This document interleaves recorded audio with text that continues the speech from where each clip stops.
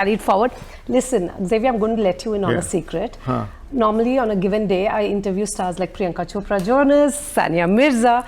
These are big pop stars. But for this audio launch, what is different is you don't need borrowed star power. What you need is just you, because I think he's a hero of his own story.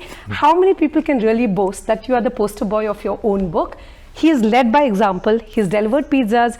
You were in a library too. Now you're a business tycoon based in India. You've paid it forward. You're almost like Shah Rukh Khan in Swades, really. So I have to say, well done you. And thank you for bringing this book. I really enjoyed it. Xavier, well done. Thank you. We are going to start on a fun note where we ask, if somebody were to play you in a biopic, which actor would you choose? Oh, my best friend, Mahesh Babu. Who's that? I'm sorry, Mahesh Babu. Oh, the Telugu superstar. Yeah. Yes. He's my best friend. Really? Yeah. Now, here's a man whose GQ quotient is very high. I don't mean glamour. It means global Indian quotient. Well done, you. Firstly, you need to tell me what propelled you to write this book. Because not every NRI is a global Indian, isn't it? Yeah, I think it gives you the authority. But I think nothing, you got to put it together, right? Until I want to evangelize the idea. And I think you can't evangelize anything without having a Bible of sorts, you know. And I think it's meant to be that, the operating manual for the global Indian. And of course, my company is about, you know, I'm the founder and CEO of Y-Axis, and our caption is Creating Global Indians. And I just wanted to tell me, what does it mean to be a global Indian? It kind of extends the brand. The brand Global India. Yeah, the Global Indian, yeah. I love that. When I read the book, the first thing that hit me is, this book is not just for the privileged kids or privileged adults with access and born into wealth. It's for that top tier, let's say the small town kid or the hustler in Bangalore. I think it's for everybody, right? It's not meant for just the privileged Indians. Yeah, you know, the first place I started this Global Indian journey, I mean, to evangelize the book, was in a low-income college in India called the Ambedkar College, B.R. Ambedkar College, which had all kinds of, you know, basically low-income students. And I gave everybody a book. I don't think they would have ever owned a book like bound, hard copy, you know, because I think it's very important to ask, what do you want to become, right? You want to become an engineer, you want to become a doctor. But I think if to tell them, Bano Global Indian, it means, I don't know if you, the book on atomic habits, it says there are two types of habits, right? There is, so this, when you could either try to say, I want a visa, I want an admission. So they're outcome-based habits.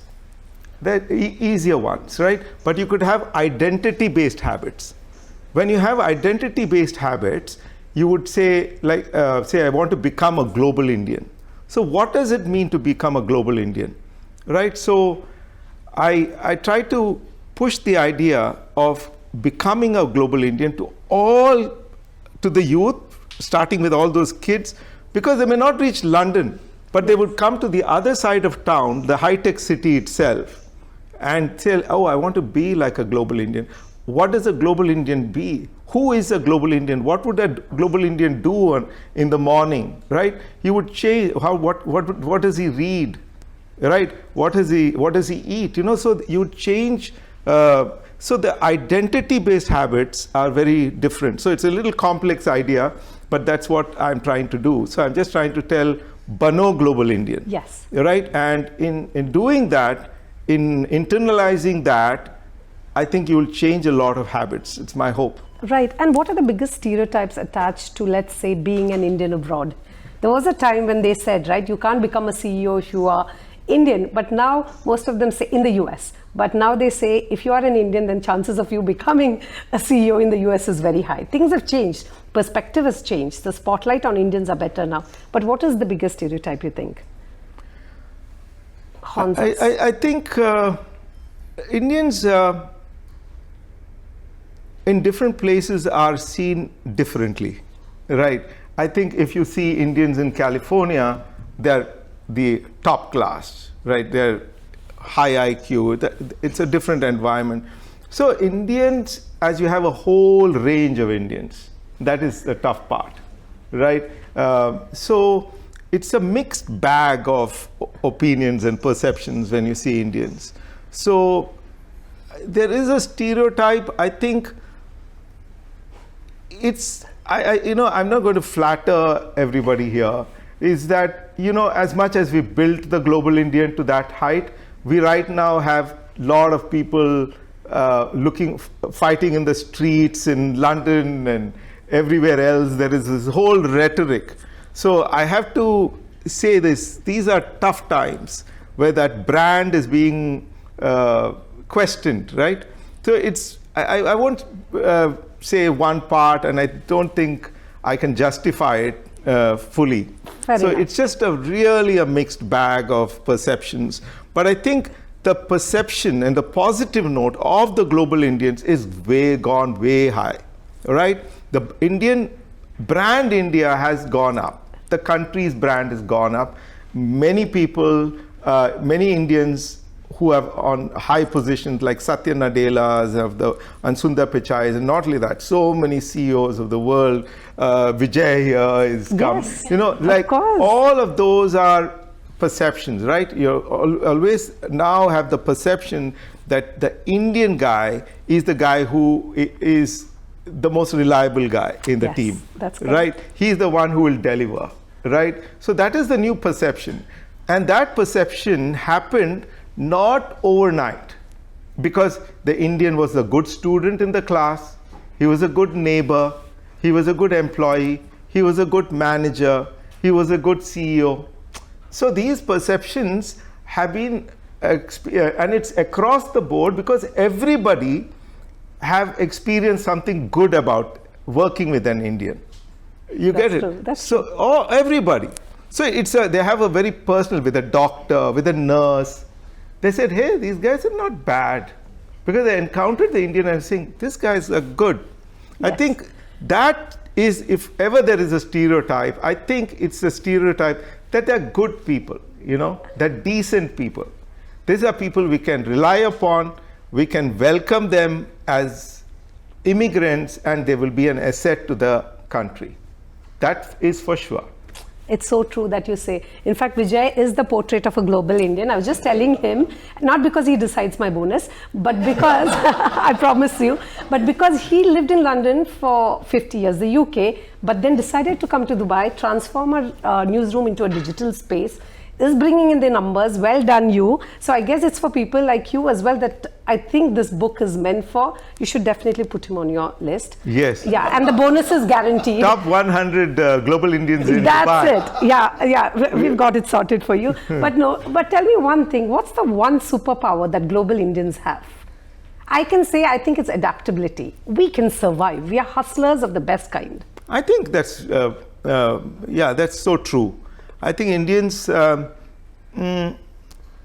hustlers in the good sense that I think it's hard work, it's determination, it's all of that. It's, the resourcefulness, yes. The entrepreneurship qualities. I think all of that, I think you can sum it up. Yeah, I think they hustle. Really? Hustle well, yeah, no question on that. I love it. Indians are also known for jugaad. And by jugaad, I mean, we know how to get things done. Do you think that's also a superpower?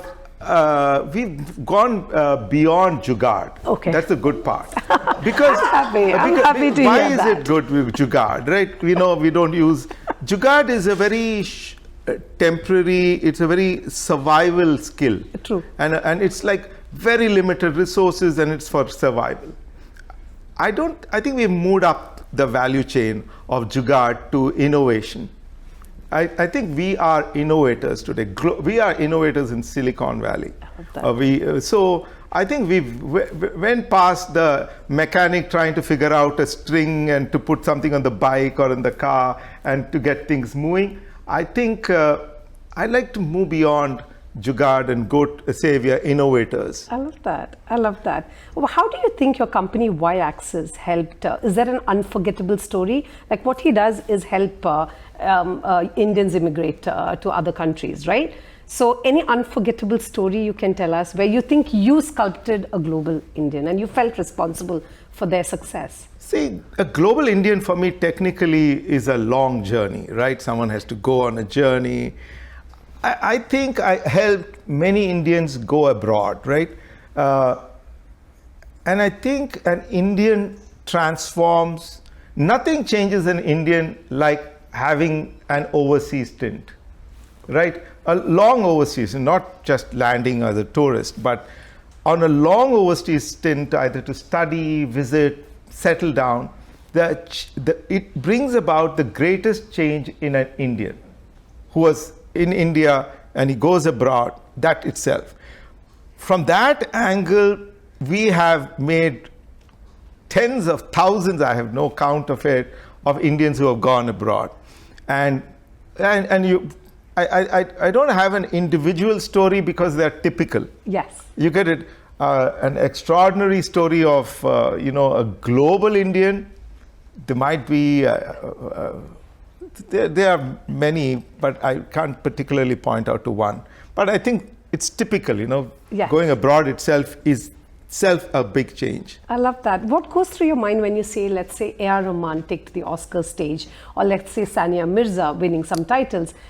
Do you feel a sense of reflected pride somewhere that, Indians have finally made it and the world needs us right now?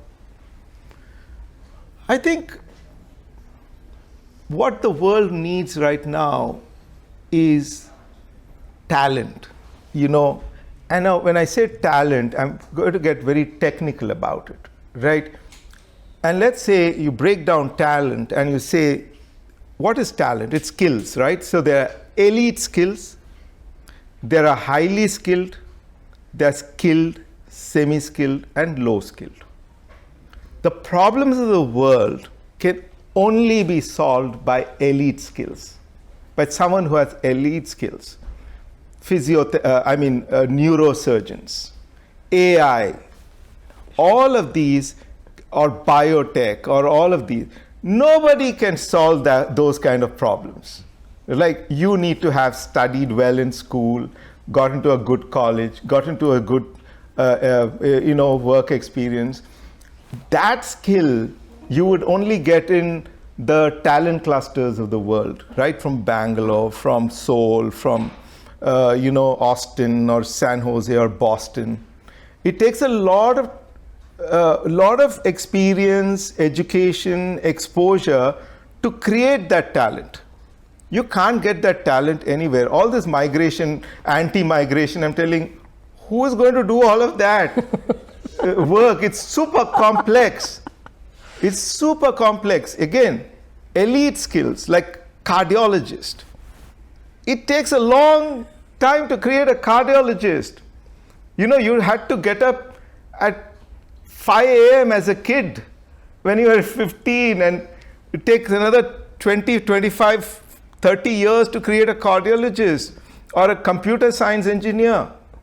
Yeah, so the world needs talent. Let's get that straight. I love it. The world needs highly skilled talent, elite skills, in great numbers. Not 2 people, not 3. You need 10,000, you need 100,000. Who has that talent? Where is that talent? It's not there anywhere, it's only in India. Anything else you can go to China and produce. You do it tip, you can do it fast. But to create a good engineer takes 20 years. You need 20 years to do anything, 20, 30 years. There is no other source in the world. That is in India. Fair enough. Fair enough. It's not going anywhere. I love that. Before we let you go, of course, I know your time is precious. Is there any one line in the book that you want everybody to take away? Even if, I'm sure they'll all read the book. I read it this morning. I thought it was brilliant. I'm going to do the homework sheets. Apparently, we have to do a bit of writing to discover who we are. But is there one line that defines the book? No points for guessing. It's Bano Global Indian. Done. Thank you so much. Thank you. As always, you've been truly inspiring. Yeah, and here is hoping all of us become global Indians just like you. Yeah, all the best.